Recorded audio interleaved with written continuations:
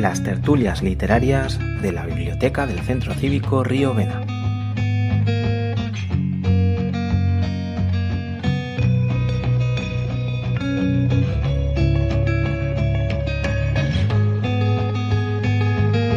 Bueno, buenas tardes a todos. ¿Qué tal? Bienvenidos y bienvenidas de nuevo a las tertulias literarias de la Biblioteca del Centro Cívico Río Vena. Llegamos al mes de abril.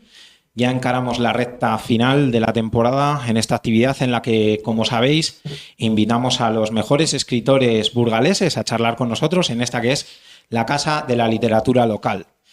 Y esto que digo de los mejores no es un decir, porque autores hay muchos, pero el talento hay que reconocerlo y por eso, entre otros, esta temporada hemos tenido a Marina Aguirre, la joven escritora burgalesa que acaba de obtener ni más ni menos que el premio Gran Angular DSM, uno de los premios editoriales más importantes de nuestro país y bueno, pues hace poco, en enero, como digo, la tuvimos por aquí y le damos la enhorabuena. Ya se lo hemos dado en persona, pero también por aquí, porque bien merecido lo tiene, sin duda. Os saluda que os habla, Fernando Jerez, gracias al público asistente por asistir en esta tarde primaveral y muy soleada y muy agradable, la verdad. A ti también, que estás escuchando esto en otro momento, en otro lugar, a través del podcast del programa. Y nada, espero que disfrutéis de la conversación, haremos lo posible para que así sea, lo cual es muy fácil porque la verdad, como os he dicho, tenemos autores increíbles con los que hablamos y bueno, en esta ocasión hemos citado y tenemos el placer de que haya aceptado nuestra invitación a María Boado Olavarrieta. ¿Qué tal estás? Lo primero, bienvenida. Pues encantada de estar aquí contigo, Fernando, un placer. Bueno, para quien no la conozca, haremos una breve presentación de nuestra invitada. María Boado es licenciada en Derecho y posgrado en Derecho Europeo. Desde 2001 jueza, cargo que ejerce primero en Bilbao y posteriormente fiscal en Vitoria y en la actualidad fiscal delegada de violencia sobre la mujer actualmente para la Comunidad de Castilla y León. Ha sido pionera en su campo desde la aprobación de la Ley de Medidas de Protección Integral contra la Violencia de Género. Ha publicado numerosos artículos y estudios jurídicos sobre la materia, pero lo que la trae aquí hoy es su incursión en la ficción literaria y es que, por motivos que quizás ella nos explique durante nuestra conversación, María ha dado el paso de escribir y publicar su primera novela, Cruce de Damas, editada por Roca, un thriller judicial que tiene sin duda, y como vais a comprobar, todos los ingredientes para que sea vuestra próxima lectura del género y enganchaos a ella. Así que, bueno, empezamos hablando del argumento. Empezamos la historia en 1990, en Oña. Para quien no la conozca, lo hemos comentado antes, off the record, una localidad burevana preciosa, entre valles. Y en las primeras páginas de la novela, en la que seguimos a los tres jóvenes protagonistas por sus noches de fiesta, de verano en los pueblos, se van a definir los destinos de cada uno de ellos. Marta, que estudia Derecho, y Miguel se enamoran, aunque ellos hacen todo lo posible porque no sea así, porque priorizan sus estudios. Y Anne, por su parte, que es el tercer vértice del triángulo, es una chica de clase alta que disfruta despreocupada a pesar de que se va a casar con Iker. Una de estas noches, Anne, que había estado con Miguel, por cierto, es violentamente agredida, aunque no puede recordar nada. Así es, ¿no? Así es, sí, es bastante un resumen muy bien hecho, sí, es así la forma de empezar y cómo se inicia la trama de la novela, ¿verdad? Con ese delito de agresión sexual.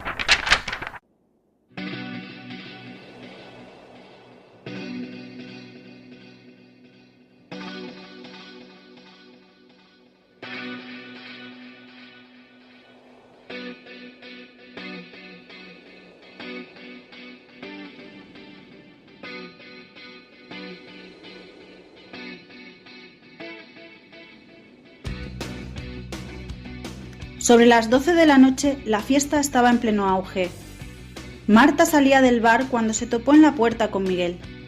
No había escapatoria. Ella en el marco de la puerta y él enfrente observándola de aquella manera, como siempre lo hacía, con sus profundos ojos verdes.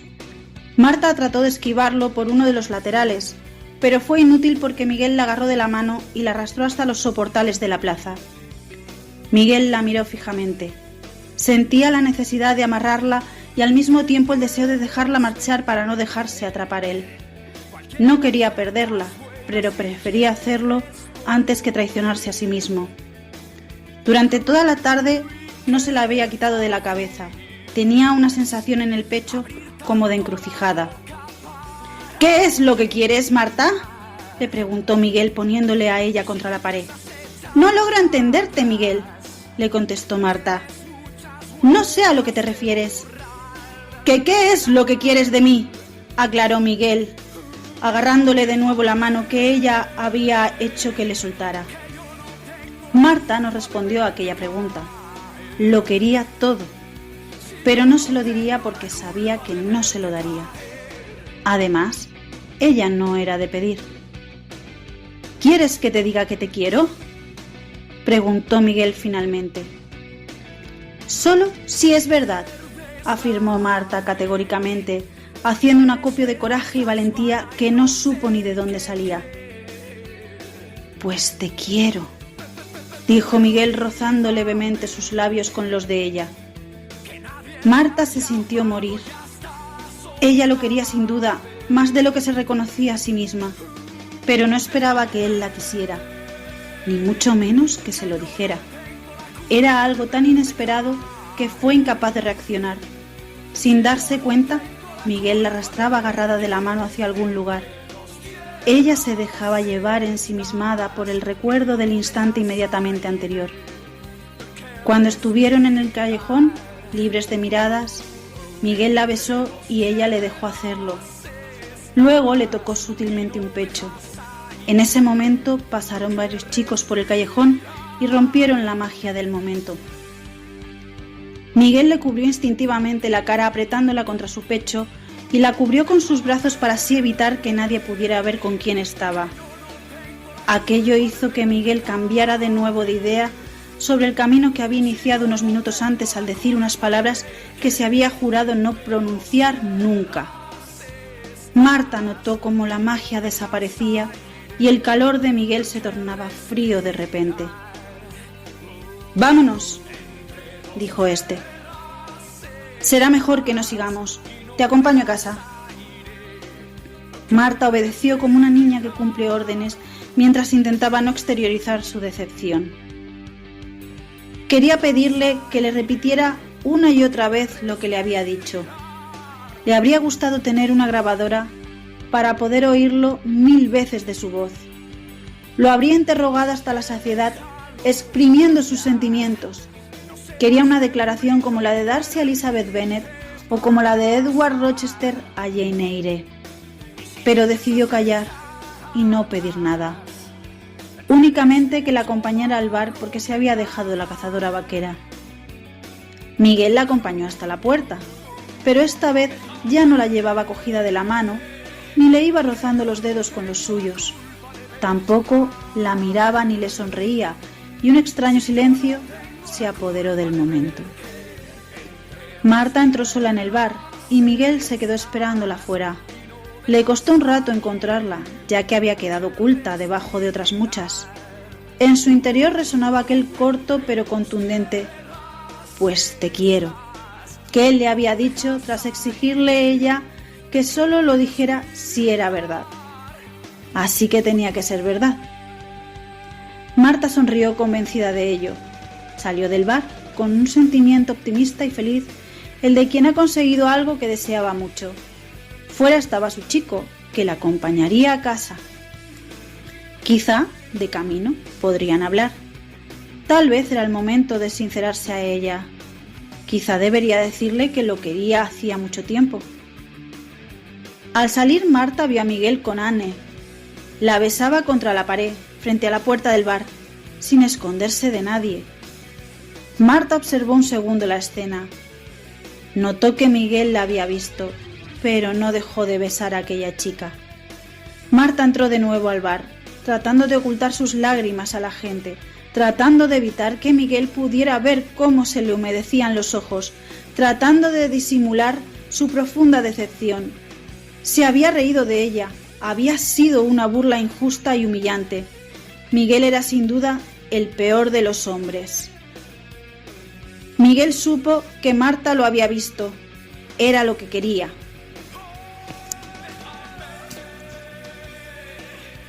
Anne había aparecido de repente de la nada en el momento oportuno.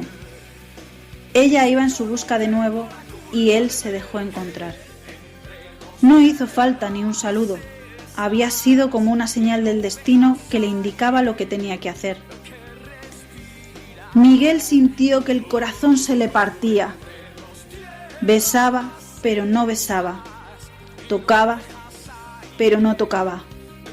Solo podía pensar en Marta, que seguramente lo observaba tras el cristal de la ventana del Chloe, donde la había visto entrar con la cara de quien ve la traición en sus propios ojos y odiándolo irremediablemente.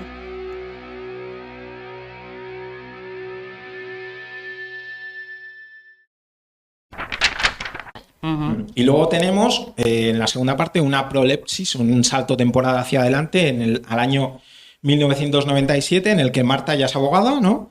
Y recibe un encargo que la va a hacer volver a contactar con Miguel, que está en la cárcel. Aunque no sabemos a ciencia cierta si fue culpable o no, porque no leímos la agresión en su momento. Sí que eso lo descubriremos con Marta. De hecho, el meollo del libro, el eje del suspense y del misterio de la trama radica en que el lector es a su vez un poco el jurado, ¿no? Porque, como digo, no leemos el delito según sucede, sino que solo conocemos versiones, indicios, y esto es algo también muy inteligente por tu parte porque sirve de gancho para seguir leyendo. Conocemos las personalidades de los personajes y cada lector se basará en una u otra cosa para saber la verdad, para condenar o no a Miguel, ¿no? Sí, es lo que he intentado, ¿no? En la novela, crear unos personajes con los que además creo que se generan desde el principio odios y empatías. Todo el mundo tiene entre esos tres personajes un personaje favorito y cada uno te dice una cosa muy diferente, ¿no? Y te sorprende. Y efectivamente, quiero que el lector, como tú bien has dicho, sea una especie de juez, pero es como la sociedad, ¿no? Porque claro, las personas de la sociedad, ante un caso real, como este no es un caso real, pero ante un caso real, nos convertimos en jueces. Tenemos conocimiento a través de los medios de comunicación y enseguida generamos nuestra propia versión de los hechos y creamos o condenamos o absolvemos a las personas. Es algo muy de la sociedad, ¿no? El tener un conocimiento, digamos, no profundo, en principio no profundo, que es lo que hago al principio, no tener un conocimiento profundo en el que luego vamos a profundizar, y entonces lo que quiero es que el lector vaya cambiando sus conclusiones, ¿no? Cuando realmente se profundiza en la investigación del delito. Y Anne, por su parte, en esta segunda parte, se ha casado con Iker, tiene un bebé y sobrevive como puede con el trauma silenciado, porque es un tema tabú en la familia, el de la agresión. La historia, de hecho, aborda parte de la salud mental de la víctima, ¿no? Que va a ser además crucial en la trama. Aquí no vamos a desvelar nada para los que no la hayáis leído, ¿eh? Habla de cómo les afecta, ¿no? El paso del tiempo, si el trauma sufrido no se trata correctamente. La víctima, de hecho, en un momento dado le dice a su psicóloga: es curioso porque no puedo olvidarlo ni tampoco recordarlo, el hecho en sí, ¿no? Porque, como decíamos antes, la víctima sabe lo que ha sufrido, pero tiene lagunas mentales importantes, consecuencia del shock, consecuencia del estado en el que se encontraba durante la agresión, ¿no? Sí, eso es. Esto pasa. Esto es habitual. En este caso es una víctima que se ha alcoholizado ella misma, ¿no? Pero nos pasa muchas veces, tenemos casos de agresiones sexuales donde muchas mujeres no se acuerdan de nada de lo que han hecho, ni si han consentido, no consentido. Esto es muy habitual. Yo quería utilizar esa trama, ¿no? Además es ella la que se ha puesto en esa situación de alcoholismo, ¿no? Que la lleva a no recordar absolutamente nada. Y lo he hecho así porque estaba pensando en una víctima del 91, nada que ver con una víctima del 2025, nada que ver. El tratamiento que se las daba en aquel momento al tratamiento... ¿Por qué dices que no tiene nada que ver?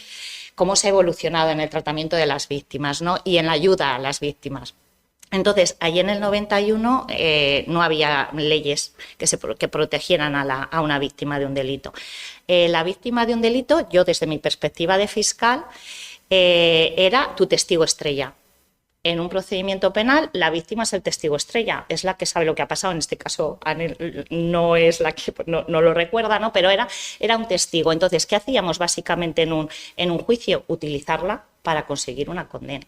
Pero una vez que había acabado el procedimiento y se la ponía una indemnización, pues siempre hay una indemnización como consecuencia del delito, nos olvidábamos todo el mundo de la víctima, la sociedad, los jueces, los fiscales, el sistema, se olvidaba de la víctima, ya te las ten todas, ¿no? Y eso ha cambiado. A partir de ahora en el 2025 y por supuesto mucho antes, porque ya hay leyes desde el 2015, leyes que controlan y que protegen a las víctimas y se les da un tratamiento integral desde el principio del procedimiento hasta después de haber acabado el procedimiento. Una víctima no va a estar sola. Si ella quiere estar acompañada, va a estar acompañada. Por eso me fui al 91, para ver la diferencia entre la situación de antes y la situación de ahora. Está muy bien. Uh-huh.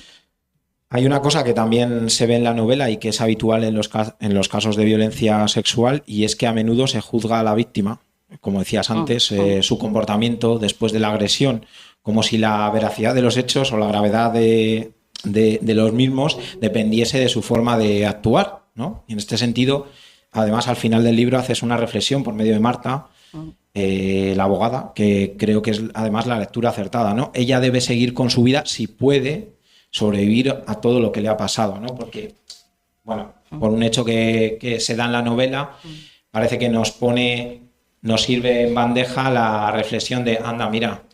Sí. Es una reacción además que me ha pasado incluso con compañeras fiscales mías, ¿no? Bueno, es que cuando ya da ese giro y dices, es que no vaya a ese funeral, ¿no? Y se la critique por no ir a un funeral. Y dices, fíjate, si a un fiscal que sabe de lo que hablamos y que hablamos con víctimas y las conocemos, llega a decir, bueno, es que no cambia, es que esta chica no cambia, es que no tiene que cambiar. Seguramente el delito la haya cambiado, pero no tiene que ser también para mejor ni para peor. Porque les juzgamos sin empatizar con las víctimas. Es decir, una víctima que ha sido agredida sexualmente de la forma tan brutal como ha sido agredida Anne, no se la puede exigir un comportamiento conforme a las normas sociales. Y si no quiere ir a un funeral porque no le apetece, pues nadie tiene por qué criticarla. Acaba de salir de conocer los hechos en su integridad.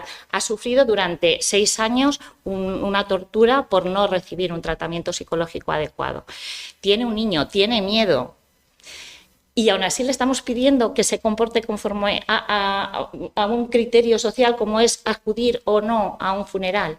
Esa es la forma en que la sociedad vemos las cosas, porque no logramos empatizar con la situación que está viviendo esa víctima muchas veces. Sí. Es una especie de mensaje, ¿no?, el que quieres transmitir también a este respecto. En la novela el plano psicológico juega un papel fundamental, ya no solo por el personaje que hay un personaje que es psicólogo, una psicóloga, Nuria, que es la que trata a Anne, sino porque entras en la mente de los protagonistas y expresas lo que piensa cada uno de ellos, y son muy distintos entre sí. Pensar como una víctima de un crimen sexual y también conocer los engranajes mentales de un agresor machista para narrar los hechos según su perspectiva, que como se ve en la novela, lo haces tú, no está al alcance de muchos. Es seguramente, además, de lo más complejo de abordar, yo creo, y creo que escoger esta forma de narrar ha sido una elección y un trabajo muy valiente por tu parte. Sí, ha habido personajes más complicados a la hora de tratar de meterme en sus mentes. A mí es que me gusta mucho ese tipo de thriller psicológico, ¿no? De investigar las mentes de los personajes. Pero así como había alguno que era más fácil, porque realmente Marta es una jurista igual que yo. Y sí, tiene, lo tenías, claro, eso lo tenía, era un personaje muy fácil para mí. Además, sí que hay cosas de mí en Marta. La forma en que ella se acerca al derecho, esa vocación que tiene por la justicia, pero con mayúsculas, es algo que me pasó a mí. Yo estudié Derecho y luego me hice fiscal por absoluta vocación, un poco como ella. Entonces, el personaje de Marta y cómo ella piensa es mucho más fácil, por ejemplo, que el personaje de Miguel, que para mí ha sido el más complicado. Claro. Primero porque es hombre. Y claro, es más fácil, más difícil para una mujer meterse en la mente masculina y de eso a veces no se valora, pero es verdad. Es muy complicado. Y luego el que sea un acusado, una persona que a los que yo veo, pero con los que no trato demasiado. El otro día, Fernando, hice una visita a la prisión, habían leído el libro y para mí era muy importante saber qué percepción tenían del personaje de Miguel, porque yo quería saber si lo había captado la dureza y el que me hizo la entrevista. ¿Qué feedback te dieron? Sí, pues el que me hizo la entrevista dijo que le había parecido durísimo. Le había parecido durísimo, claro, es que tampoco es esa... para él, dijo, sobre todo el momento de la detención, cuando te cogen, te sacan de tu ambiente, te engrilletan, te detienen, te presentan a un abogado al que no conoces y en el que tienes que confiar porque es lo único que tienes en ese momento, un abogado de oficio que no conoces de nada, pero que es el que hay ahí para defenderte, que te dice, ahora habla, ahora te callas, ahora no digas nada, te conviene, y tú estás... Sí, que además la impresión que le da de primeras es de que lo hace bien el chico, entonces, bueno, pues lo deja hacer y... Bueno, que puede ser que fuera lo que hiciéramos todos, ¿no? En esa situación, ¿no? Sí, pues eso es lo que me decía, esa situación, el no ver a la familia, no te dejan verla, no sabes dónde estás, no entiendes nada, porque una persona, un ciudadano no tiene por qué conocer nada del procedimiento judicial, todo les suena raro y está metido en un mundo ahí. Entonces, para mí el personaje de Miguel y el meterme en la cabeza, quería yo transmitir esa situación de bloqueo que se puede producir en una persona que se encuentra en la situación de este chico, ¿no? Y parece, por lo que me dijeron ellos, que lo había conseguido, ¿no? Quizá fue el personaje más difícil para mí, porque luego con Anne yo lo que quería era generar una víctima, como te diría yo, imperfecta, con la que no empatices, porque la falta es una mujer con una absoluta falta de empatía. No piensa en nadie más que en ella, vive para su propia felicidad y le da igual, se ríe de la gente, es hasta mala amiga con sus propias amigas. Y yo quería esa versión de víctima, la víctima a la que va a juzgar toda la sociedad desde fuera, ¿no? Y con la que sea difícil empatizar precisamente por este carácter que tiene ella. Y bueno, pues también fue más fácil para mí que realmente el personaje de Miguel, que para mí fue el más complicado.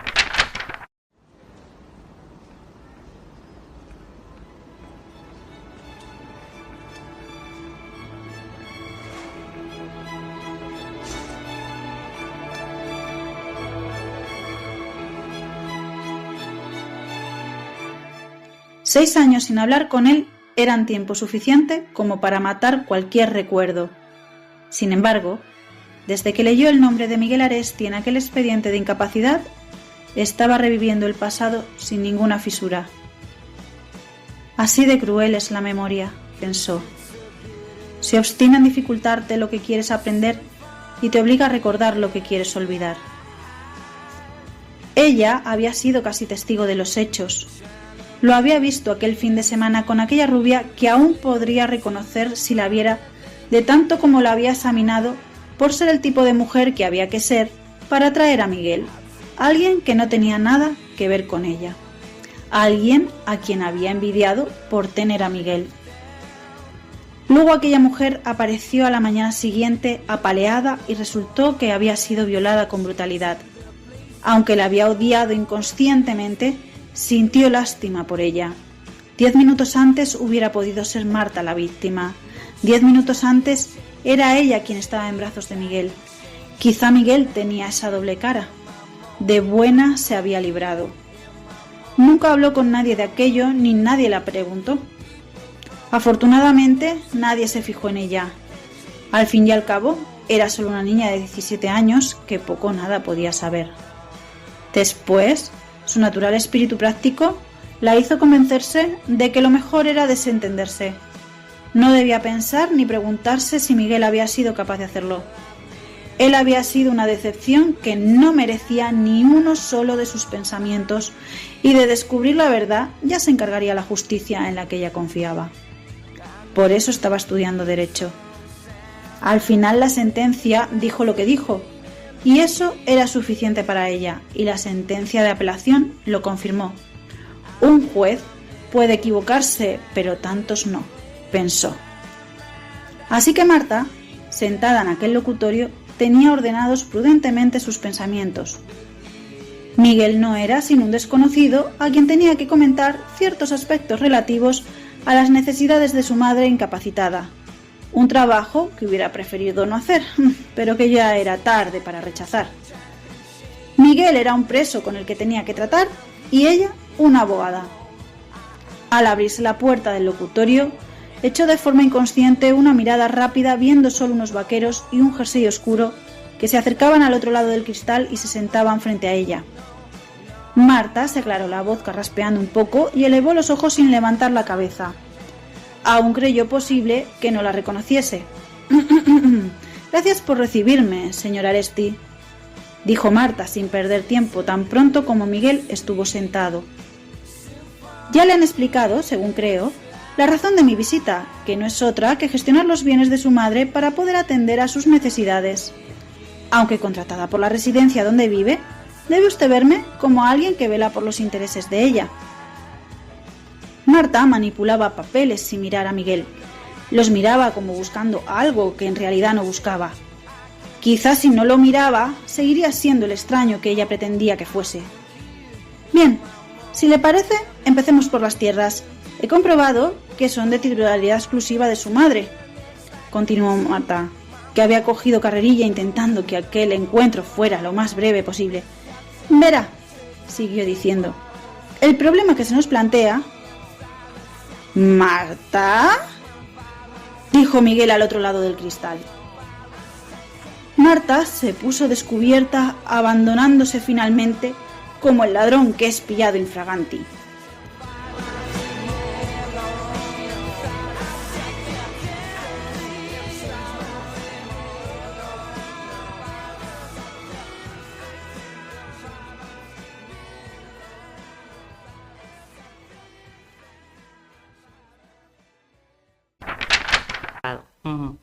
Bueno, ya veis que estamos dando esos ingredientes que decía al principio de buen thriller, ¿no? Secretos, traiciones, mentiras, pistas falsas, giros inesperados, que están bien combinados con la parte íntima y la parte psicológica de la que habla María, la parte emocional, de las relaciones sentimentales, hay conflictos familiares.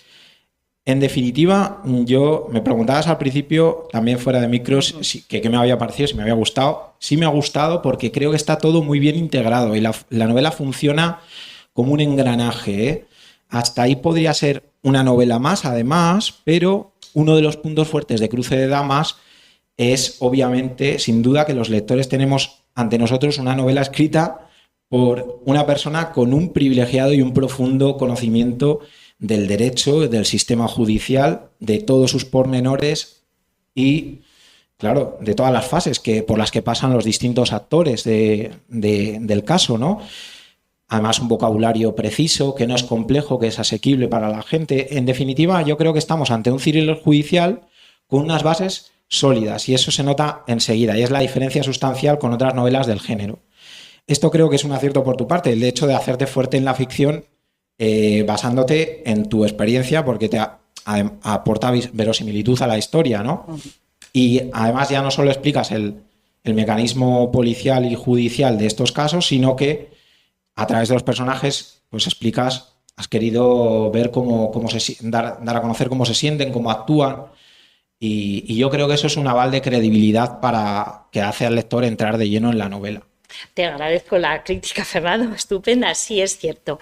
Es una novela que creo que es muy sencilla de leer, como dices, aunque trato temas de mi trabajo, o sea, esto es una historia, como hemos dicho, no se basa en hechos reales, pero es algo que puede pasar, o sea, es una historia muy real, no es una historia...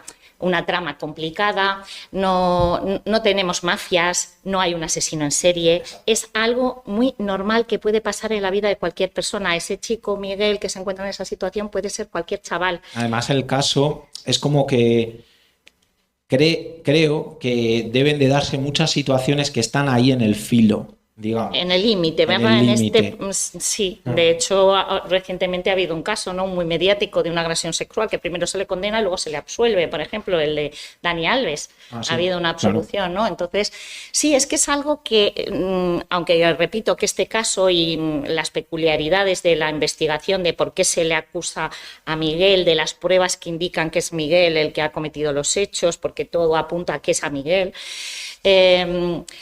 Como digo, es un caso que puede darse en cualquier, o sea, nos puede pasar. Es algo con el que creo que se puede identificar cualquier persona con los tres personajes, ¿no? Entonces, por eso creo que puede llegar, porque es un caso muy, muy, muy de la vida cotidiana. Bueno, ahora que has mencionado a Dani Alves, voy a aprovechar para preguntarte algo de actualidad también. Porque es complejo de entender. Yo creo que para el común de los mortales el cómo ha sido todo el procedimiento y por qué tiene digamos, punto final. Bueno, punto y final no se sabe porque van a recurrir la sentencia. Es un poco controvertido. Sí, claro. No, la verdad que no me gusta hablar de cuando no he leído la sentencia. Tengo, Vale. o sea, No, te puedo dar una opinión, sí, pero no en profundidad porque como jurista que soy me gusta tener el conocimiento de los hechos para poder opinar sobre ellos, ¿no? Entonces, la sentencia absolutoria del Tribunal Superior de Justicia de Cataluña no la he leído, entonces no puedo decir si la valoración judicial que se ha hecho de las pruebas es o no, o sea, puedo sacarle alguna tacha o no. Lo que sí que puedo decirte es que, como en el caso de mi novela, tenemos un sistema judicial muy garantista. Y las distintas instancias judiciales, como en el caso de Miguel, sirven para corregir errores judiciales, porque al final una sentencia donde hay una condena y luego hay una absolución, es evidente que el tribunal anterior se equivocó o que se está equivocando. Bueno, entonces, tenemos un sistema judicial muy garantista. Y uno de los elementos básicos de mi novela trata de dos temas fundamentales, aparte de la justicia con mayúsculas, como dice Marta, ¿no? Pero son el tratamiento de la víctima del delito, que tú has dicho, es un tema en el que incido muchísimo, en la necesidad de tratamiento, y en segundo lugar, y por encima, o al mismo nivel, pero por encima de todo, porque es un principio básico de nuestro derecho, es la presunción de inocencia y la necesidad de cargarnos de prueba para ir a un procedimiento judicial y para sentar a alguien en la silla de los acusados, porque la pena del banquillo, aunque luego sea absuelto, por ejemplo, es ya una pena muy gorda, y pasar por ese procedimiento... Bueno, es que en el caso suyo, además, es que ha estado un año en la cárcel. Claro, 1 año y pico, 1 año y sí, es así. Entonces, claro, por eso es algo muy fuerte, te afecta, imagínate, pues otra persona que requiere tratamiento psicológico seguramente después de una situación como esta. Ahora, entrar en valorarte el procedimiento no puedo porque como no lo conozco, pues no puedo dar una opinión profesional porque no lo he leído. Pero sí que es cierto que la presunción de inocencia tiene que ser, es la base de nuestro derecho, la base, y está por encima de todo, porque es la garantía de que no haya inocentes, de que no se condene inocentes, ¿no? Bueno. Y también otra cosa que hablo otra cosa que me interesa mucho y lo hago ver, creo, es... por ejemplo, en el sistema judicial nuestro, vas a tener ahí a un abogado de oficio novato que se le caen los papeles y que se está enfrentando... Ahora eso ya no pasa. Sí, claro, sí, todos somos nuevos, los fiscales, todos empezamos algún día, igual que los médicos MIR, ¿no? Te operan un día y además a lo mejor te hacen la cicatriz más fea que si te opera uno que lleva más tiempo. Todos somos novatos cuando empezamos en un trabajo, ¿no? Yo misma, cuando empecé como fiscal, me daba miedo firmar cualquier cosa que me pusieran delante, y yo estoy firmando todos los días decisiones de fiscal, ¿no? Es así. Pero sí que es cierto que en la vida real, te encuentras con un chico que tiene, digamos, que conformarse con su abogado de oficio, que son maravillosos y hacen una labor estupenda, pero te puede tocar el que acaba de empezar. Y es su primer caso, y el primer caso de agresión sexual, y él mismo tiene ese temor de no estar a la altura, y se tiene que enfrentar con un bufete de abogados que le van a poner a la otra parte, que les va a costar un pastón, y ese desequilibrio de fuerzas que se produce en la justicia, creo que también lo he querido ver. Total. Ahí en la novela, y que los que estamos como funcionarios públicos que no nos paga nadie más que el Estado para buscar la verdad y para hacer justicia, somos los que tenemos que corregir esos desequilibrios. Uh-huh. Por tu experiencia, bueno, habrás visto a lo largo de tu carrera de todo, ¿no? Las habrás visto de todos los colores y habrá sido difícil escoger el tipo de caso.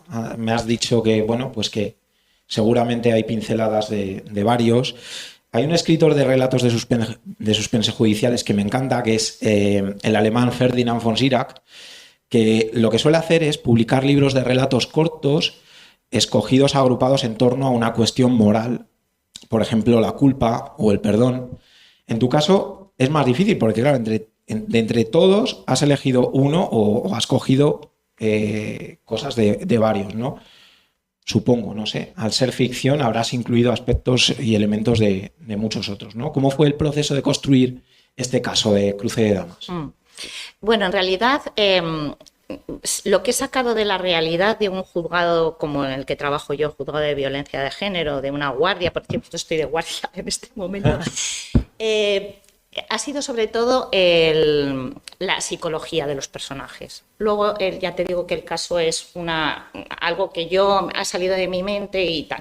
Pero sí que también sale de mi experiencia profesional, pues todo lo que tiene que ver con la prueba, las pruebas que hay que incriminan a Miguel, lo que hablo de pruebas por contagio, que a lo mejor hay, pues eso, mira, esto no me lo había imaginado nunca, ¿no? Que un pelo pueda llegar a un vehículo y eso no significa que haya estado alguien en ese vehículo, sino que ha sido llevado allí sin querer porque iba en una chaqueta, en un jersey y que es algo así, ¿no? Entonces, sí que realmente lo que he sacado yo de mi experiencia, lo que es real es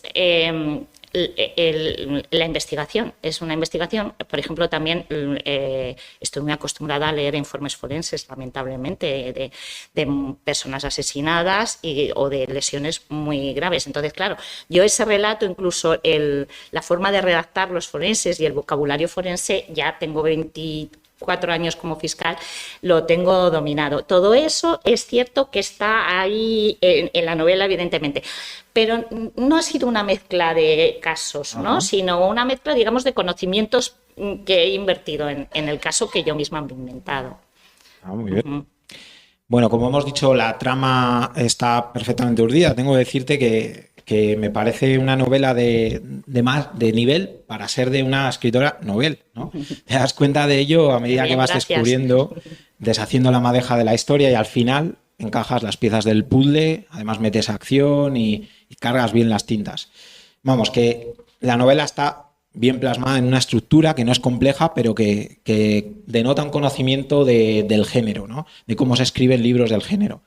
Dice la solapa biográfica del libro que escribir una novela era un deseo latente tuyo desde hace tiempo. ¿Has tenido en el ámbito literario alguna persona que te ha hecho de guía o qué referentes tiene María Boado en literatura? ¿Algún autor, hemos hablado de Ferdinand von Schirach, en el que te hayas fijado en cuanto al estilo o en cuanto a...?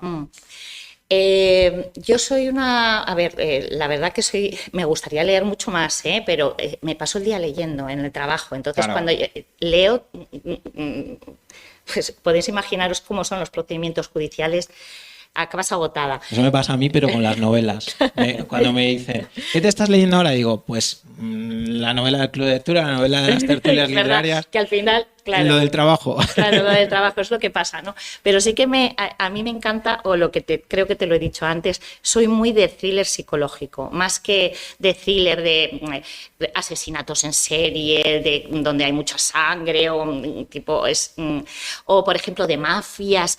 No ese es el tipo de thriller que a mí me gusta el thriller psicológico, ¿no? Lo que me dices de que por eso yo he hecho mucho hincapié en la psicología de los personajes. Me encanta, por ejemplo, Shutter Island, o por ejemplo, que está en la misma línea. Ese autor es buenísimo. Es bueno. No me viene a mí tampoco sé. Es buenísima. Pues es ese tipo de thriller que estás con un personaje tan complicado que no sabes cuándo te está diciendo la verdad, eso es lo que a mí me gusta, eso me encanta. O en la misma línea que Shutter Island está, por ejemplo, Los renglones torcidos de Dios, que es una obra de arte del thriller psicológico, ¿no? Esos son, por Dios, no les llego ni a la... Pero ese es el tipo, o sea, eso es lo que a mí me gusta. Me gusta ese thriller que investiga en persona perdida, por ejemplo, es otra que también me gusta mucho, que es una mujer muy complicada, con muchos recovecos, que dice, ¿cómo puede llegar una persona a pensar de esa manera, a fingir su propia desaparición? Y ese es el tipo de thriller que a mí más me gusta. Y bueno, pues ese supongo que son los autores a los que me encantaría parecerme. Sí, además la de Perdida la tenemos en la biblioteca, por cierto, por si la queréis leer, y tiene una adaptación cinematográfica muy buena, que hay veces que no pasa, que es, vamos, Sí, yo la he visto, y sí. Está muy bien hecha. Bueno, hablando de los mecanismos de la justicia, imagino, te voy a preguntar algo más de actualidad. Imagino que estás al tanto de la polémica por el libro sobre el caso Bretón. Sí. Vale. Por si acaso alguien de nuestra audiencia no está al día, lo explico brevemente. Es un libro de no ficción, titulado El odio, escrito por Luis G. Martín, y que finalmente, no sin polémica, no ha visto la luz, dado que Anagrama ha paralizado la publicación debido a que la Fiscalía recurrió el fallo del juzgado que sí que la autorizaba, si no me equivoco. Lo ha recurrido alegando intromisión en el derecho al honor. No sé, creo que de los niños. Sí. Y la editorial lo ha tenido en consideración y ha frenado la distribución de la obra. En este libro, el autor da únicamente voz al asesino, a José Bretón, que además utiliza la entrevista que le hace el autor para ampliar los detalles de su terrible crimen y circunstancias íntimas de su relación con su ex mujer, con Ruth. En mi humilde opinión, te voy a preguntar la tuya, obviamente, sí. Está muy justificada la no publicación, ya no por el dilema moral o ético que nos venga encima, ¿no? Sino porque creo que si se trata de proteger a las víctimas, no hay debate posible. O sea, no se puede hacer. Porque Bretón aprovecha la ocasión para seguir maltratando a su mujer de otro modo, pero bueno, es mi punto de vista, solo como ciudadano de a pie. Y obviamente teniéndote aquí, María, yo creo que no hay persona más idónea, mujer, fiscal de violencia contra la mujer, escritora, para valorar este asunto. Pues estoy totalmente de acuerdo contigo, ya eso, pues vamos, absolutamente. La novela me pareció, el libro me pareció un despropósito, sin leerlo, sin leerlo, porque no lo hemos podido leer, nadie lo ha podido leer más que a la gente a la que le hayan enviado las galeradas o lo que sea. Sí, es un despropósito. Vamos a ver, tenemos a un asesino de lo peor que se ha conocido en este país y se le da voz, y como dices tú, se le da voz a él. Porque no se le ha pedido permiso a Ruth. Sí, se le está dando voz a él, ¿no? Es que y él supongo que no va a obtener ningún beneficio económico si esto acaba. Eso han dicho que no. Eso, pero me da igual, porque a la larga le estás, él se siente triunfante, se está poniendo por encima de todos, y además esta gente que suelen ser además que tienen ego, que es un narcisista, es lo que quiere. Él quiere ser importante, que se acuerden de él. Y está utilizando este libro para que se acuerden de él, cuando es todo lo contrario. Al asesino hay que condenarle al ostracismo, meterle en una cárcel y que nadie se acuerde de él hasta que cumpla, que tardará mucho porque creo que fue prisión permanente revisable, no sé si es uno de los primeros casos, no lo recuerdo muy bien, porque hace ya unos años de ello, ¿no? Pero vamos a ver, hay que condenarle al ostracismo y no darle voz. Bueno, nosotros, por ejemplo, es que se puede poner en comparación. Se ha alegado mucho lo de la libertad de expresión, pero claro, es que, no sé, igual hay un vacío legal, pero creo que debería haber alguna herramienta en la que agarrarse para... Bueno, el Tribunal Constitucional tiene muchas sentencias, en esto entre el honor y la libertad de expresión hay muchísimos pronunciamientos del Tribunal Constitucional. Supongo que no llegaremos al extremo de tener que llegar al Constitucional. Yo creo que lo han parado, al final han mandado el escrito a la Fiscalía y supongo que la Fiscalía entiendo que hará lo que tiene que hacer, que entiendo que va a ir por ese lado, ¿no? Pero es que si lo ponemos en comparación, ahora está muy de moda el true crime y todas las series que salen en Netflix y todo que te hablan de hechos reales, ¿no? Pero en esos hechos reales son hechos objetivos donde salen pues las personas que han investigado, los fiscales, los jueces, los policías, y hacen una visión objetiva de cómo se ha realizado una investigación policial. Pero aquí es simplemente las majaderías que se le ocurra decir a este señor. Puede ser todo mentira, incluso. Las majaderías que le han salido de la cabeza. Entonces, desde luego, me parece un despropósito, como te digo, me parece que se han equivocado, pero de raíz, y espero que no salga a la luz, sinceramente. Vale. Y bueno, es inevitable, ya que te tengo aquí, preguntarte un poco por la actualidad. Te he pedido permiso antes fuera de micros. En lo que se refiere directamente a tu ámbito profesional, y más si cabe, si tenemos muy reciente aquí en Burgos un caso terrible, que imagino que, bueno, sí, me lo has confirmado antes, está en fase de instrucción hasta el juicio, que fue el crimen machista de Andrea Bejarano aquí en Burgos el mes pasado, una mujer de 34 años, asesinada aquí por su marido. Conociendo los detalles, además, un poco de la vida de Andrea, se ven ciertos paralelismos, curioso con tu historia, por cómo estaba queriendo salir de esa relación violenta, y resulta especialmente doloroso, ¿no?, ver cómo finalmente ese hombre le ha quitado la vida, dejando además a su niño pequeño sin madre, y esta es la realidad que vivimos. Sí, lamentablemente, pues desde que el caso de Andrea efectivamente es el último, pero no es el primero. Desde que llevo en Burgos ya llevo, creo que 7 jurados por asesinatos de mujeres. Y es muy duro porque al final le tomas declaración a él, luego tomas declaración a su familia, he conocido a la familia de Andrea, como he conocido a la de Silvia, a sus padres, a sus hermanos, como conocí a las 2 hijas de Mónica, que tenían 14 y 12 años, que fue asesinada en Salas, y así podríamos seguir hacia atrás. Acabo de mencionar las 2 últimas, anteriores a Andrea, ¿no?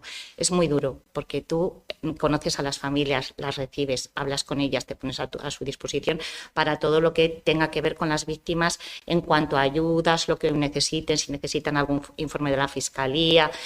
Entonces, es muy duro, porque sobre todo tenemos ahora un niño sin madre y sin padre, porque padre, está privado de la patria potestad. Te puedo contar solo lo que ha salido en la prensa, pero bueno, eso ha salido en prensa, está privado de la patria potestad, no puede tomar ninguna decisión con respecto a ese menor, desde lo que le queda de vida de ese niño. Hasta esto es interesante saberlo, ¿no? Sí. Entonces, él no va a poder tomar ninguna decisión que afecte a ese niño, ¿no? Pero ahí está un niño que de repente es huérfano, y esto nos pasa, pues eso,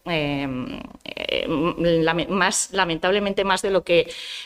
cada caso es un fracaso, en mi opinión, de la sociedad. Ya no del sistema judicial solamente, sino de la sociedad, de la educación, es un fracaso. Entonces, bueno, pues muy triste. Realmente, yo me voy a casa muy afectada después de tener que pues hablar con la familia de una mujer que ha sido asesinada. Nos lo podemos imaginar.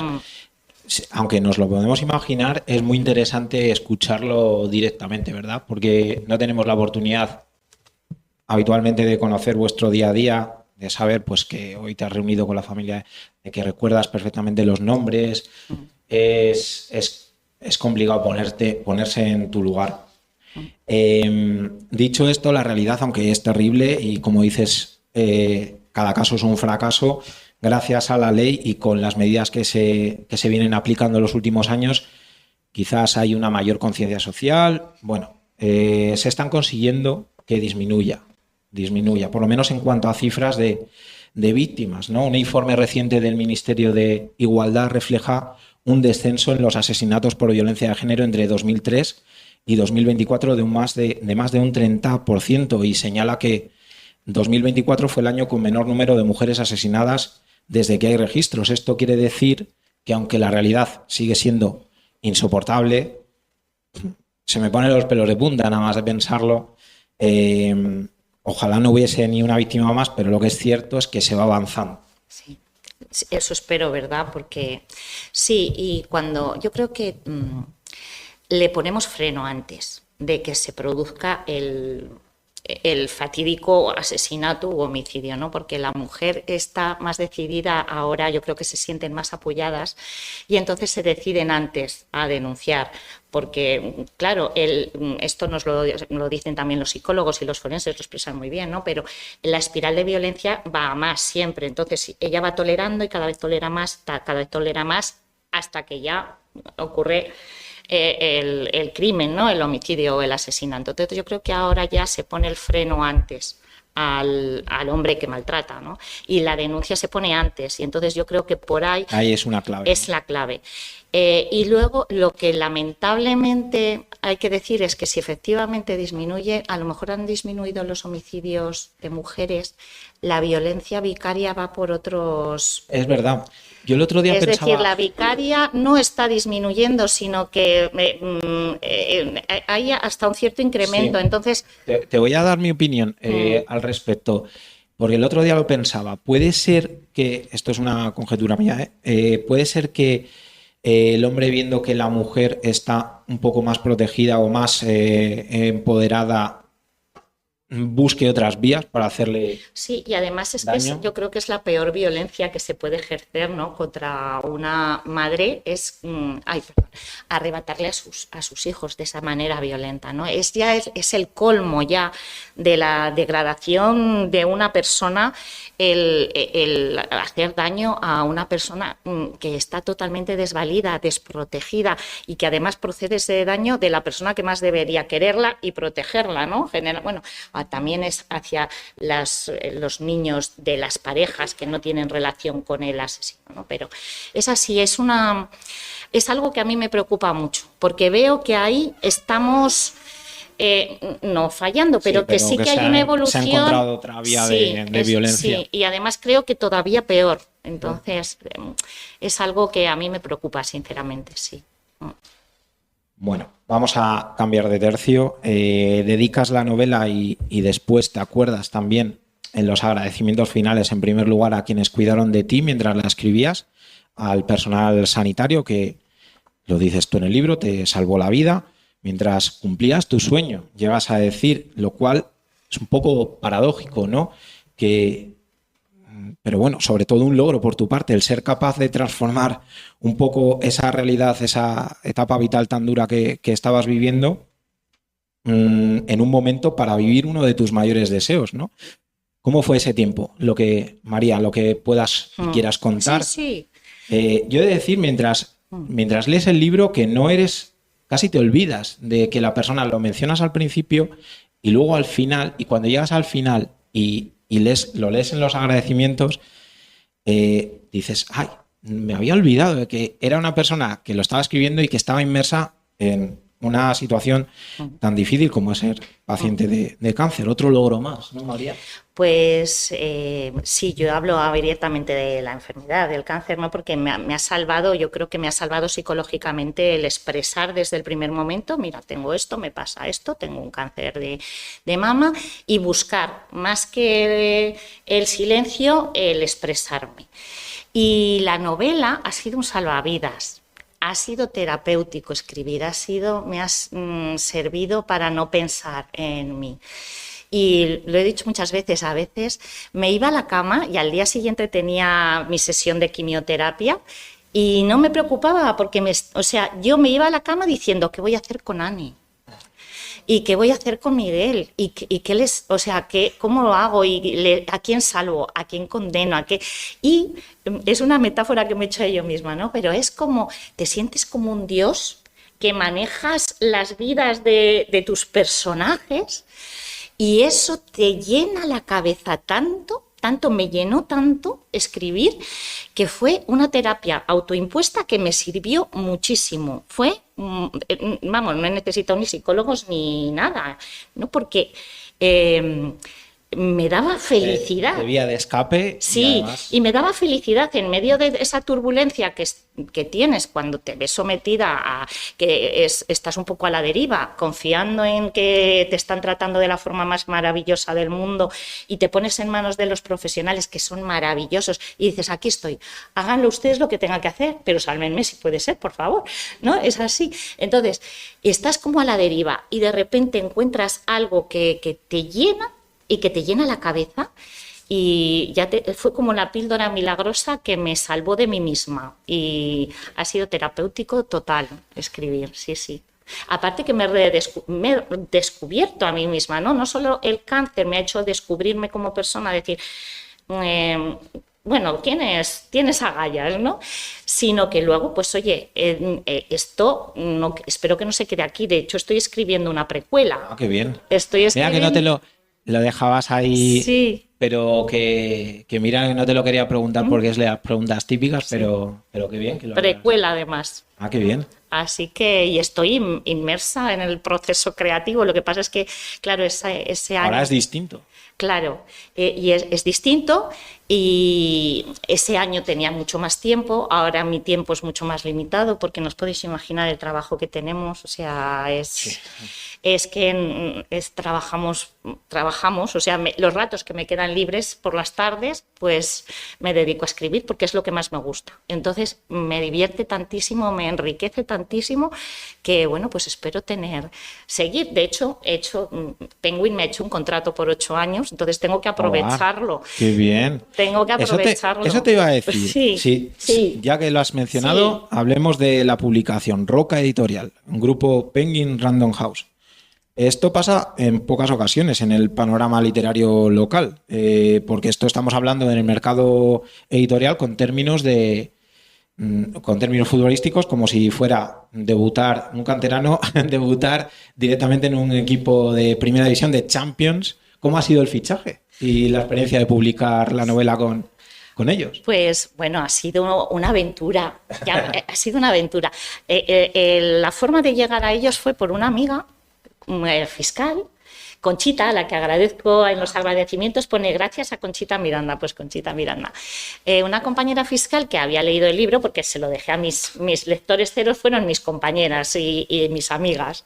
Claro, lo que suele hacerse. Claro, y me dijeron, oye María, pues esto, mira, yo tengo una amiga que está en el gabinete jurídico de Penguin, pues oye, se la mandamos y...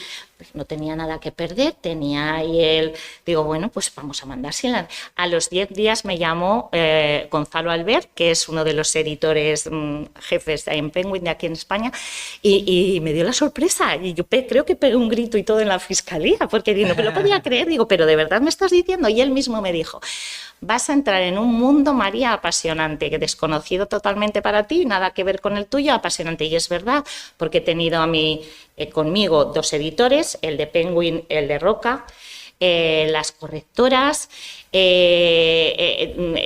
los publicistas, los maquetadores. Lo que decimos, un equipo de Champions. Era increíble, y cada vez me pasaban a otra mano y otra mano. Bueno, pues ahora el siguiente paso, y ahora vamos al siguiente paso. Y es como una aventura segura y eso, pues firmé con ellos un contrato de edición.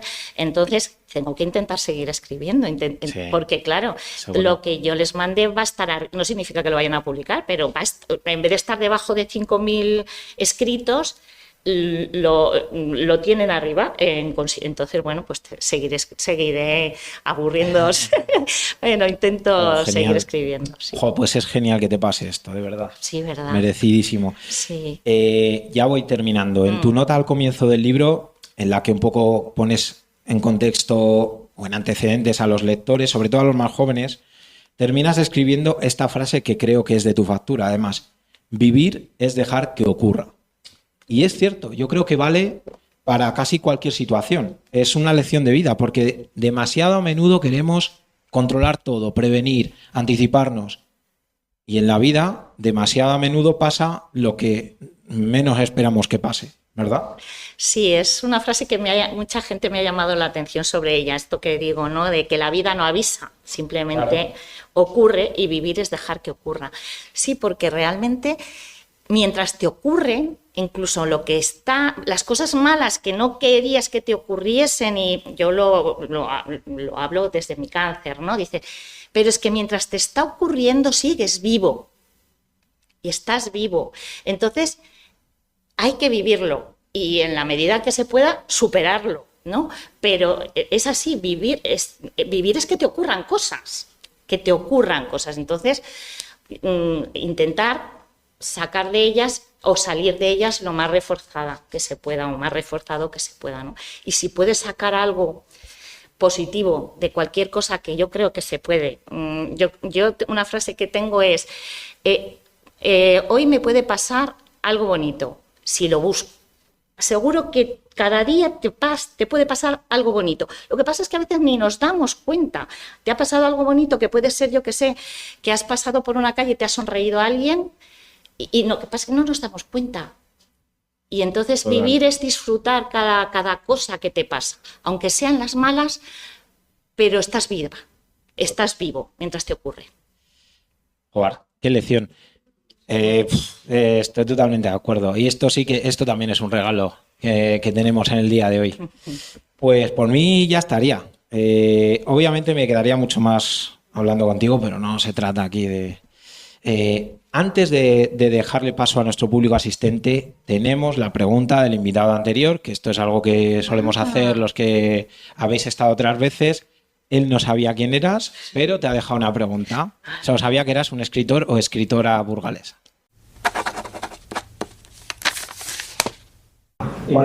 Sí, yo había apuntado que si en el mundo actual de la imagen, ¿qué aporta la lectura?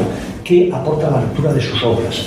Al que venga, ¿qué cree que aporta la lectura? Perfecto. ¿Qué cree que aporte pues la lectura? Que se entre en la lectura, no en la escritura. Pues se la trasladaremos, y me parece genial. O plantear de otro modo, ¿por qué leer? ¿Por qué leer sus obras?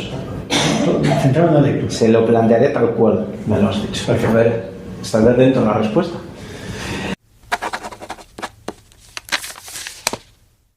Bueno, pues la lectura es un salvavidas, opino, un salvavidas, que te lleva a mundos que salen de la cabeza de otra persona como tú y que los comparte contigo, ¿no? Entonces es un salvavidas.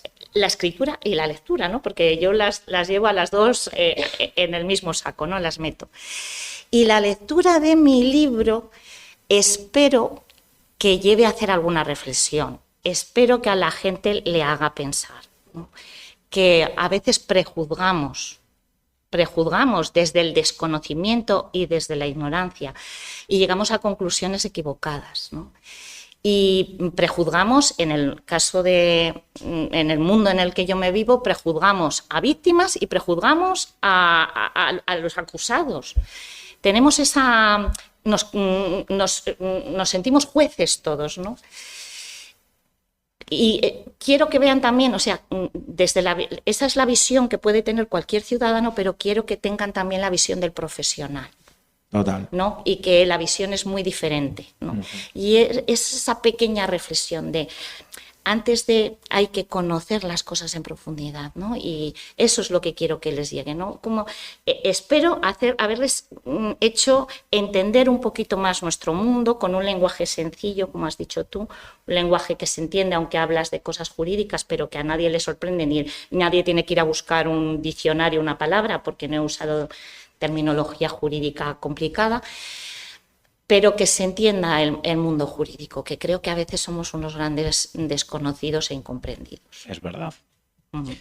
Vale, pues ahora sí, por mí ya estaría. Es el público el turno del público asistente. Con lo que le queráis decir o preguntar a María, que seguro que tenéis alguna pregunta, alguna duda. Os paso el micro, levantáis la mano. Espera, paso el micro. Buenas tardes. Lo primero, felicidades por su novela. No he tenido la oportunidad de leerla, pero desde que la profesora Santiago Rodríguez he escuchado los asuntos elogios, tengo varias preguntas. Sí. Yo tuve un profesor de Derecho Penal que cuando hacíamos los exámenes nos decían haga las respuestas en un leque, no que sean novelas. De la la ley y libro jurídico. Sobre la ficción, sobre el adorno, sobre la metáfora. En ese sentido, hay un compañero suyo, Eduardo Torres Dulce, que dice, y aquí tengo dos preguntas, que él entiende que no hay un género literario judicial como tal, sí cinematográfico, él es un experto en cine, y porque es muy difícil que alguien que está en el mundo, sobre todo hablando de autores que vienen de la carrera, que alguien que está en el mundo judicial pueda de alguna forma desplazarse de ese lenguaje tan riguroso, tan, en un caso, erosivo, para entrar en la ficción, la belleza estética de la novela. En ese sentido, una de mis preguntas es, ¿le ha costado esa transformación, esa traslación? Segundo, en los géneros, hay un género negro y hay un género policial muy definidos. Si tenemos en cuenta que no existe ese género como tal, ese género judicial, pero sí que ha habido muchos jueces y algunos fiscales que han accedido a la escritura, es habitual que los policías que han accedido a la escritura, incluso autores que no son policías, presenten siempre la presencia del fiscal como una barrera, como el que exige las pruebas, como el que siempre va a echar para atrás una investigación. Y eso, a nivel de técnica narrativa, amplía el campo para sorprender después, para producir la sorpresa judicial. En su novela, que no he tenido oportunidad de leer, como le digo, ¿cuál es su visión de la policía? Vale. Y se me ha olvidado la tercera, por lo tanto doy paso a los siguientes y cuando me acuerde se la pregunto. Pues sabes, no, luego me acuerdo de las dos. La primera, el lenguaje. Yo doy muchas charlas en muchos ámbitos. Pues claro, no es lo mismo hablar para policía, para los propios compañeros, jueces, fiscales, que para los ciudadanos, ¿no? Y estoy muy acostumbrada a rebajar el nivel del lenguaje jurídico. ¿Por qué? Por ejemplo, voy a la Universidad de la Experiencia, que me invitan todos los años, y hablo para los jubilados que tienen interés por saber qué es esto de la violencia de género, cuál es el trabajo de un fiscal. Voy a colegios habitualmente y hablo para chavales de 17 años sobre todo, ¿no? Porque ya hablo de temas sexuales, de libertad sexual y de delitos sexuales, y claro, a ellos no les puedes hablar en una terminología jurídica. Y estoy muy acostumbrada a hablar de los temas jurídicos y explicarles rebajando el nivel jurídico de las palabras. Y creo que se me entiende bastante bien. O sea, creo que es algo que sé hacerme llegar al público que no es jurista. En eso no estoy de acuerdo con mi compañero. Creo que podemos liberarnos de los gerundios que utilizamos los otros, y todas estas palabras complicadísimas y latinismos que utilizamos, y creo no es que podamos, sino que debemos hacerlo para llegar.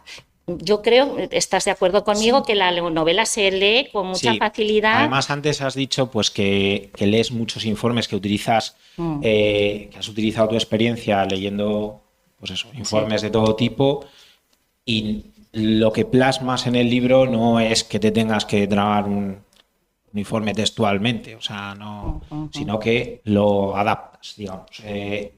Y en poco texto, en pocas líneas. Entonces es fácil para cualquiera leer el libro. Sí, por eso, pero ya te digo que porque doy muchas charlas para distintas personas, que estoy acostumbrada. Y creo además eso, que es una obligación nuestra, porque a veces somos unos grandes desconocidos, y es una de las cosas que quiero con mi novela, que se nos conozca, que vean cómo trabajamos, que las personas que estamos al otro lado con nuestras togas negras sentimos, nos vemos afectadas por lo que viene a nos vamos a casa y nos llevamos los problemas en la cabeza, pero para que la gente nos entienda hay que transmitirlo de otra manera, porque es que si no, pues eso, no se nos entiende. Muchas veces yo sé que no se nos entiende cuando hablamos. Y la segunda pregunta era que cómo veo la función tiene la policía. En mi novela, como transcurre en el ámbito rural, es Guardia Civil, claro, pero cuerpos y fuerzas de seguridad, ¿no? Bueno, pues el papel de investigación que realiza la Guardia Civil, digamos, en la novela no es un papel importante, porque sobre todo es la trama judicial, la investigación judicial o el pensamiento de los juristas más que el de los policías. No es tanto una novela policíaca, ¿no? Sino es más lo que es el procedimiento. pero el papel que les doy es totalmente realista. Es lo que plasmo ahí de cómo es, sobre todo el momento de la detención y el que le llevan al calabozo y cómo le tratan en el momento en el que es detenido y todo, es la realidad. Algún amigo, por ejemplo, no sé si os habrá pasado, pero todos tenemos un amigo, pobrecillos, que no son delincuentes, pero que han cometido un delito contra la seguridad vial y entonces les han pillado con 0,60 y claro, es un delito. Y dicen, es que llegan, te detienen, te cogen, te sientan, levántese, siéntese, cállese, abre la boca, no sé qué. No sé.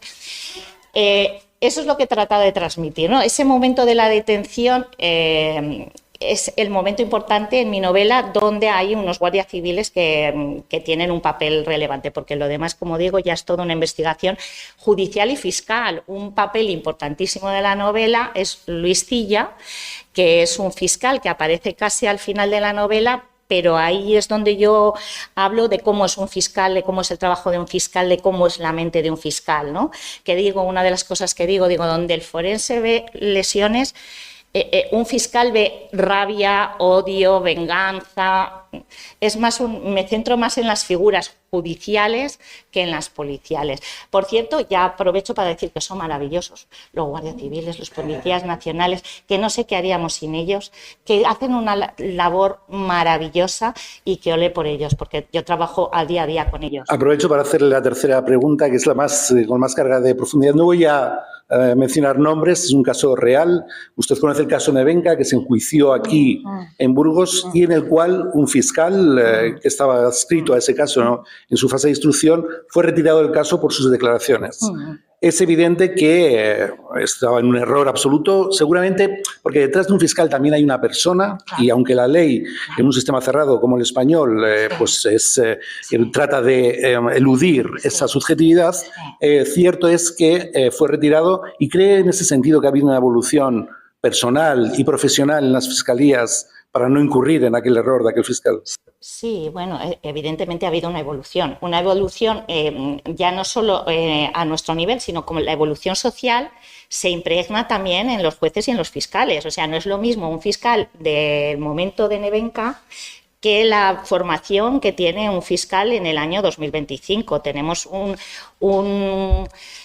conocimiento y una formación en cómo tratar a las víctimas, cómo hacer los interrogatorios de una forma mucho más delicada, de qué preguntas se pueden hacer y qué preguntas no se deben hacer a una víctima.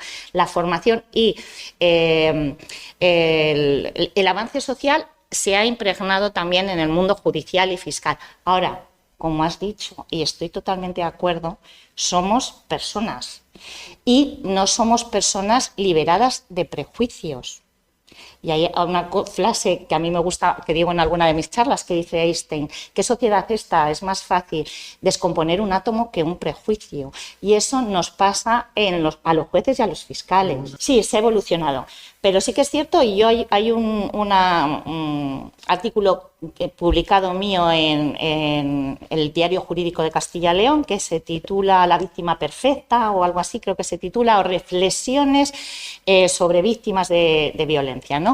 Y es así que, aún así, a nosotros, a muchas veces tenemos que nosotros mismos decir: a ver, María, víctima puede ser cualquier persona. En mi caso, como son mujeres, víctima puede ser cualquier mujer.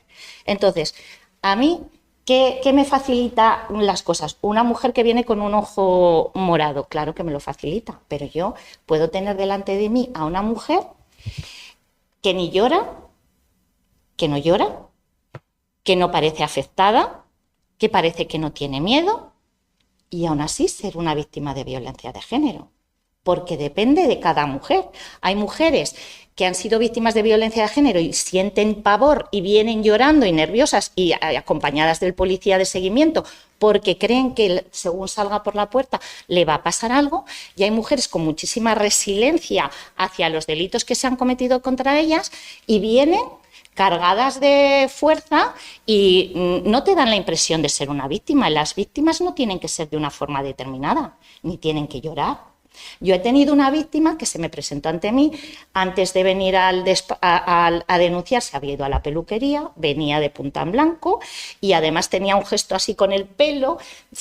Claro, eso a ti como fiscal dices, la veo muy chimpante para... ¿Y qué? Sí, yo también soy una mujer muy coqueta y a lo mejor, igual que vas donde el juez, el médico, y quieres ir guapa, aseada y tal, al juez no tienes que ir hecha unos zorros porque seas víctima de violencia de género. No tienes que ir hecha unos zorros. Pero eso nos obliga a veces a limpiar nuestra cabeza de prejuicios. Teatro. Sí. Sí, si te refieres a lo de las denuncias falsas, no sé si es por ahí, sí, a las denuncias falsas. Mira, por ejemplo, te digo, en Burgos este año tenemos una mujer condenada por denuncia falsa, una. Lo que sí que digo que muchas veces se interpretan como denuncias falsas hechos que llegan a los juzgados de violencia de género y que no son delitos. Y me explico. Me viene una mujer con un marido alcohólico y me dice, mi marido se emborracha todos los días, llega a casa, mis hijos lloran, le echan de todas partes, de todos los trabajos, sufrimos, tal, necesito un psicólogo porque me estoy volviendo loca, tal. Y dice, me siento psicológicamente maltratada. Y digo, ya, pero usted puede sentirse como quiera, porque tiene usted el legítimo derecho de sentirse maltratada porque el marido que usted tiene no es lo que usted esperaba. Pero este señor ni la ha amenazado, ni la ha injuriado, ni la ha pegado, ni la ha acosado, ni ha cometido ningún delito. Entonces la tengo que decir, mire, se ha equivocado de lugar y tiene que ir usted a buscar ayuda a los servicios sociales o donde quiera. Eso que a veces se consideran, o viene y dice, el señor está tan enfadado porque le han detenido, el señor está tan enfadado que le han detenido, que claro, luego sale del juzgado y dice, es que mi mujer es una mentirosa, es que... Digo, no, porque esa señora me ha contado su verdad, lo que ella me ha dicho era cierto. Lo que pasa es que ha habido o bien un abogado o bien un psicólogo o alguien que le ha dicho, uy, eres una mujer maltratada, vete a poner una denuncia. Eso no es una denuncia falsa, hay que distinguir. La denuncia falsa es la tía que dice que la han agredido sexualmente y no lo han hecho, ¿no? Pero lo que más tenemos son estos otros casos. Pero claro, el señor, tú piensas que ante una denuncia de violencia de género van a ir a por el señor y lo van a detener. Y luego sale, y además el fiscal ha dicho que no hay delito, porque es lo que digo, no hay delito, sobreseimiento libre. Salgan esto y este señor en libertad, porque no le tenían que haber detenido, ¿no? Y claro, el señor sale rebotado, normal, porque ha pasado la noche en el calabozo. Claro, claro. Y entonces ese señor cuando sale decía, es que mi mujer ha mentido. Pues no ha mentido. Lo que pasa es que ha contado una verdad que no me tenía que haber contado a mí. Tenía que haber ido a otro sitio a buscar la ayuda, ¿no? Esa es la diferencia a veces entre lo que se llaman denuncias falsas, que las hay muy pocas, ya te digo que en Burgos tenemos una mujer condenada por denuncia falsa este año, y estas otras denuncias que no son falsas pero están equivocadas. Es una diferencia. ¿Alguna pregunta o cuestión más? ¿Algo que le queráis decir? Bueno, primero darte las gracias por el libro y por la charla. El libro me quedan 50 páginas por leer, la verdad que lo he leído en día y medio, me ha cautivado por completo. Tenía varias preguntas para hacerte, una de ellas era si íbamos a continuar o si íbamos a continuar la relación con alguno de los personajes. Nos has dicho que estás preparando una precuela. Sí. ¿Y nos puedes decir de qué personaje? Sí. A ver, mi idea es hacer una secuela después, pero me pareció muy interesante irme más hacia atrás, porque hay el mundo judicial en la época que me voy, que son 60, 70, imaginaros cómo era el mundo judicial en esa época, nada que ver con este, ¿no? Entonces, quiero seguir mostrando el ámbito policial y judicial, pero en otras épocas, ¿no? Entonces, iré para atrás y luego para adelante. Sí, te digo, estoy haciendo una precuela y el personaje que me va a servir de base, porque creo que me va a dar mucho de sí, tanto ahora como después, y tú sabes, si estás leyendo el libro seguramente o cuando lo termines sabrás por qué, es John Celaya, el padre de Anne, sí, para la precuela. La secuela, como verás cuando acabes el libro, a lo mejor quedan cosas por resolver y evidentemente habrá que resolverlas en una secuela. Sí, si Dios quiere. A mí, bueno, justo estoy leyendo ahora en la parte donde interviene Luis Cilla, el fiscal. Y sí que es cierto que hay una frase que yo creo que has dicho casi textualmente ahora, que donde otros ven agresiones, un fiscal ve rabia. ¿Cómo es capaz? O sea, ¿cómo se puede pasar de una fotografía a una emoción? O sea, ¿cómo se le puede poner el nombre a una emoción del agresor viendo una fotografía? Es que me parece impresionante. Bueno, es supongo ya de experiencia, ¿no? Profesional, o sea, ya o de formación profesional. Entonces, son cosas que sabes, quiero decir. Cuando una persona dirige los golpes, por ejemplo, a la cara o a los órganos sexuales, ya sea de un hombre o de una mujer, ahí hay una rabia una rabia importante, ¿no? Quiere deformar, quiere hacer daño, y es lo que expreso en esa... hombre, tú imagínate, yo he visto autopsias, lamentablemente, Yolanda, con 49 puñaladas. Entonces, en eso no es matar de un golpe. He dado un golpe en un momento de ira, he dado un golpe y he matado a alguien, ¿no? Sino que hay un... Y eso a vista, a fuerza de conocer casos, de conocer asuntos, es así lo que tú percibes. Dices, bueno, aquí ha habido un componente de rabia, en los casos míos de machismo, de la maté porque era mía, de propiedad, de eso, claro, el forense te va a decir 49 puñaladas, la primera esta, seguramente las últimas estas, porque lo pueden decir, ellos saben cómo, y bueno, yo también ya, porque después de tanto tiempo, ¿no? O cuando hay heridas post-mortem y pre-mortem, todo eso ya yo ya tengo ya claras las ideas, ¿no? Pero sí que es cierto que donde ellos ven y te informan 49 heridas con arma punzante, tal, yo ya estoy viendo otras cosas, desde otro punto de vista. Pero que te lo da la experiencia, no la formación. O sea, quiero decir... Uno no aprueba la oposición de fiscal. Uy, ¿qué dices? Cuando salí de la oposición era una pardilla. Nada, o sea, de verdad, era una pardilla. Es lo que digo, ¿no? Que todos somos novatos, entonces procuras meter la pata muy poco o preguntas a los más mayores y a los que tienen más experiencia, porque ahora tenemos 3 chicos maravillosos, fiscales recién saliditos de la escuela en Burgos, y es una maravilla verles la vocación que tienen, pero claro, se pasan el día preguntando cómo hacía yo, y es lo que tienen que hacer. Sí, se aprende de los que saben, siempre, sí. Muchas gracias. A ti, bonita. ¿Alguien más que quiera preguntar o decirle algo a María? Si no, la dejamos ya, la libramos. Muy bien. Vale. Pues ahora sí, tenemos que poner punto final. Muchas gracias, María, muchísimas gracias y enhorabuena por la novela. Nos alegramos muchísimo de tu recuperación, sobre todo, y bueno, y de que vemos que hay un inicio aquí, un inicio fulgurante de éxito que seguro que va a ir para arriba. Gracias por venir a la biblioteca. Espero que te acuerdes de nosotros, aunque... Por supuesto, vamos. Aunque te hagas una escritora famosa te digo y que vengas por aquí más. Esto es de lo más gratificante que hay, de verdad. Después de escribir una novela, el poder hablar de ella con gente que la está leyendo, que tiene interés por leerla o que la ha leído, es gratificante. He ido a algún grupo de lectura en el colegio de jesuitas, que mis hijos eran alumnos del colegio. Es gratificante. Esto es una maravilla, de verdad, que te lo agradezco a ti muchísimo, Fernando, y a todos vosotros. Qué bien. Pues eso, gracias a todos vosotros, al público asistente, a quienes nos estáis escuchando vía podcast, a través del canal de iVoox, de Spotify o de YouTube. Esperamos que hayáis disfrutado de la conversación y ya os emplazo a la última tertulia de la temporada, la del mes que viene, en la que vamos a poner el punto final a la temporada de las tertulias literarias y lo vamos a hacer por todo lo alto, porque va a venir un autor de un nivel también excepcional, ya lo veréis. Tenemos la suerte de que... por cierto, antes de desvelarlo, que faltas tú por hacerle la pregunta, por dejarle la pregunta Madre mía. a nuestro... Estaba a puntito de decirlo y me he acordado. Digo, Y no puedo saber quién es ni nada, claro. Es así. No te lo voy a decir, venga, pues piénsalo un segundo o 2.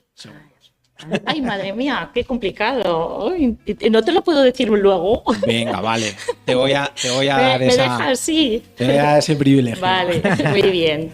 Bueno, pues va a venir, ha aceptado nuestro invite, tenemos una suerte tremenda. El profesor y escritor burgalés afincado en Italia, Carlos Frubeck Moreno. Lo vamos a tener por aquí para hablar de su último libro, La condena de la memoria, el lunes 19 de mayo. Apuntad esa última cita de la temporada. No os la perdáis y mientras tanto ya sabéis, leed y recomendad literatura local, literatura burgalesa. Como estamos comprobando, el nivel es tremendamente alto y sin duda nuestros autores bien lo merecen. Nos vemos, hasta pronto.